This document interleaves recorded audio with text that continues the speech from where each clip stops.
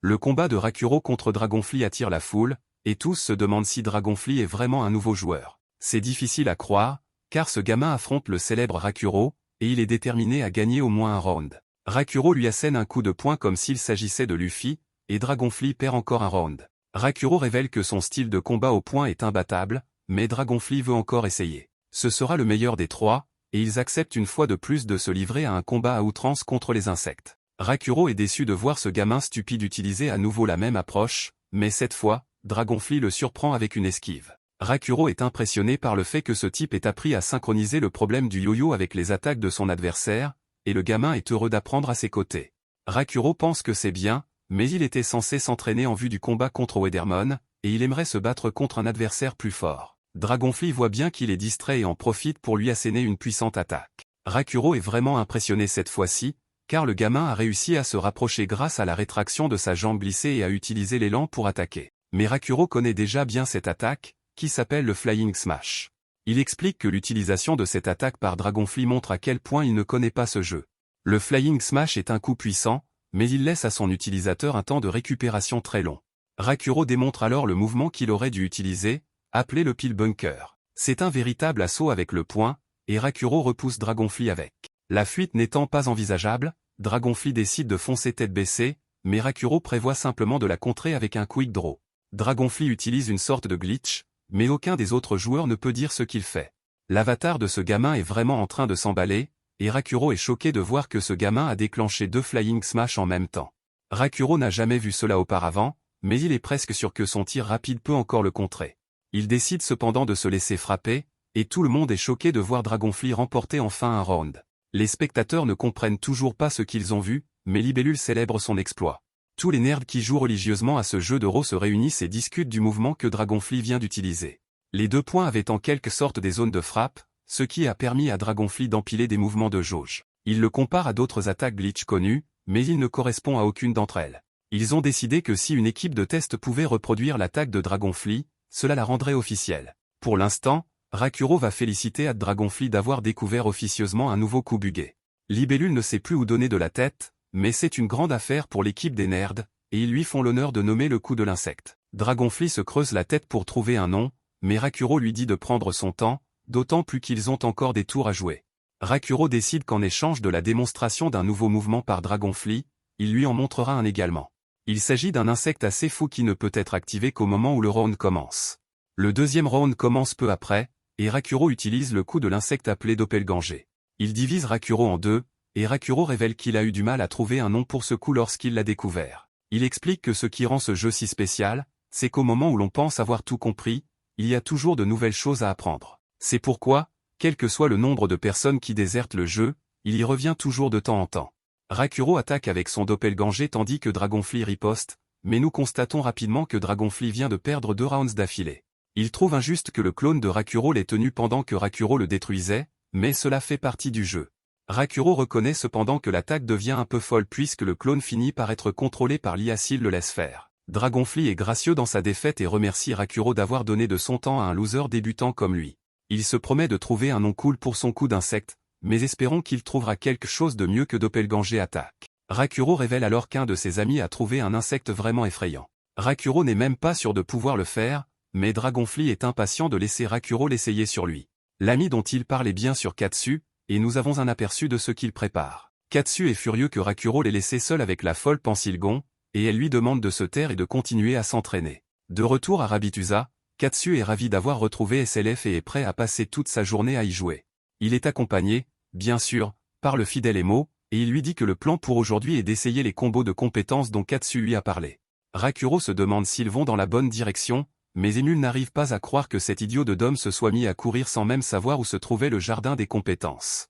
Mais surtout, Emule est choqué de voir Rakuro si énergique alors qu'il était extrêmement épuisé la veille au soir. La tête d'oiseau lui explique que le changement est simple, et que c'est parce que découvrir de nouvelles choses l'excite. Emo lui indique la direction du jardin de compétences et lui révèle que celui où ils se rendent à Lapin USA offre un choix bien plus vaste que ceux des villes. Mais c'est un secret, et le petit lapin, très secret, veut que l'oiseau stupide le garde ainsi. Rakuro est tout à fait d'accord pour avoir un avantage secret et il accepte. Ils arrivent enfin à ce jardin d'adresse très excité où ils sont accueillis par un autre lapin. Elle s'appelle Elke et est heureuse de voir Emule avec son ami l'homme-oiseau. Rakuro se rend compte qu'il ne pourra jamais échapper au nom d'oiseau, mais c'est lui qui a provoqué cette situation. Emule révèle qu'elle est sa grande sœur et qu'elles font partie d'une fratrie de triplés. Rakuro voit la ressemblance entre les deux lapins roses et se demande comment elle peut avoir autant de frères et sœurs. Katsu explique son intention de combiner les compétences, et elle révèle heureusement qu'elle est très douée pour ce genre de choses. C'est d'ailleurs pour cela que son père l'a chargée de cette mission et qu'elle s'y trouve maintenant.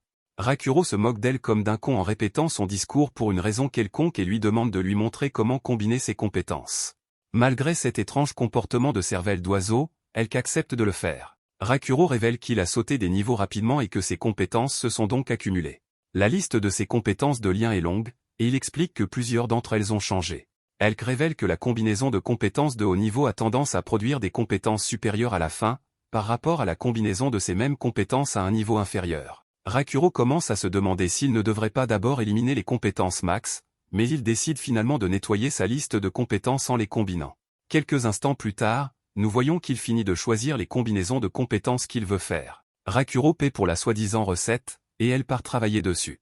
Pendant ce temps, notre oiseau héros décide de revérifier ses statistiques. Il est maintenant au niveau 51, mais il a dû démarrer pour équiper ses lames de lune et n'a donc pas eu l'occasion d'augmenter sa vitalité. Il est plus que jamais un canon de verre, et ses défenses sont encore minces comme du papier. Elle annonce qu'elle a terminé, et Rakuro est choqué lorsqu'il voit ce qu'elle a apporté. Elle explique qu'il s'agit de 6 combinaisons à la fois, et que la quantité est donc un peu excessive. Cependant, dès que Katsu aura tout bu, il apprendra instantanément à combiner. Ce truc a l'air super toxique, et Mère n'arrive pas à croire qu'ils doivent boire ce liquide nauséabond. Il y a même une branche dans ce truc, et il se dit qu'il ne le ferait jamais s'il n'était pas dans un jeu. Mais comme il est dans un jeu, les lapins lui disent d'arrêter de faire la mauviette et de boire à pleine gorgée. Rakuro verse le produit dans son bec d'oiseau géant, et les filles le regardent avec admiration.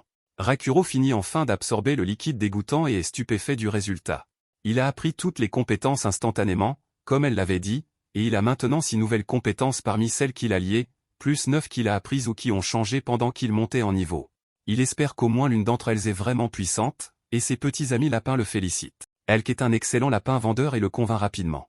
Elle lui révèle qu'il existe des grimes qualifiées que les joueurs ne peuvent acquérir qu'à Rabitusa. Comme si cet argumentaire n'était pas suffisant, elle lui offre une réduction parce qu'il est ami avec Emule. Emule se rend compte de ce qui se passe et tente d'avertir Rakuro que sa sœur est vraiment avide. Elle empêche rapidement sa sœur d'exposer sa nature avide d'argent, mais Rakuro dit à son petit ami lapin de ne pas avoir peur lorsqu'il s'agit de marchandises qu'un joueur ne peut acheter que dans des zones spéciales comme Rabitusa. Il est toujours prêt à payer le prix fort. C'est de la musique pour les oreilles d'Elk, et comme une vraie vendeuse avide, elle entame les négociations en lui demandant combien il est prêt à dépenser. Rakuro révèle qu'il a 80 000 à dépenser, alors la petite lapine chercheuse d'or lui montre ce qu'elle a pour environ ce prix. Rakuro n'a pas l'air de comprendre ce qui se passe, car il est stupéfait de voir que tous ces objets coûtent au moins 30 000 €, même en appliquant la réduction. Au bout d'un moment, Rakuro finit par se demander si elle n'essaie pas de l'arnaquer. Elle est un professionnel expérimenté qui met immédiatement notre garçon sous pression en lui demandant s'il va vraiment être idiot et laisser l'offre spéciale se perdre. Le faible cerveau d'oiseau de Rakuro cède à la pression et accepte d'acheter quelques articles. Par la suite, notre garçon est plus courtois qu'un spectateur de récapitulatif d'anime et il se lamente de ne pas pouvoir s'offrir l'armure de rebut qu'il voulait acheter. Il va maintenant devoir se faire un peu plus d'argent avant le combat contre Wedermon. C'est alors que Rakuro se rend compte qu'il doit rencontrer ses coéquipiers afin que tous les courriels utiles ouvrent une porte lors de la réunion. Pensilgon est heureuse de voir qu'ils sont à l'heure pour une fois. Elle semble être de meilleure humeur que d'habitude, et c'est parce qu'elle a pris une décision concernant la bataille contre Wedermon qui aura lieu dans 2 semaines. Mais il y a un problème. Son clan, Ashurake, est le seul à connaître les conditions à remplir pour affronter Wedermon. Ils ont utilisé le système de monstres uniques qui permet aux joueurs de gagner de l'expérience en rencontrant ces monstres uniques pour monter en niveau et développer leurs compétences PVP avant que Pensilgon ne révèle le problème. Rakuro le sait déjà. La nuit où ils combattront Wedermon, il est très probable qu'ils rencontreront des membres d'Ashurakai. Katsu se demande pourquoi Pensilgon ne peut pas s'arranger avec eux, soulignant qu'elle fait partie du clan. Pensilgon révèle que c'est impossible puisqu'Ashurake s'est activement opposé à l'idée de vaincre Wedermon.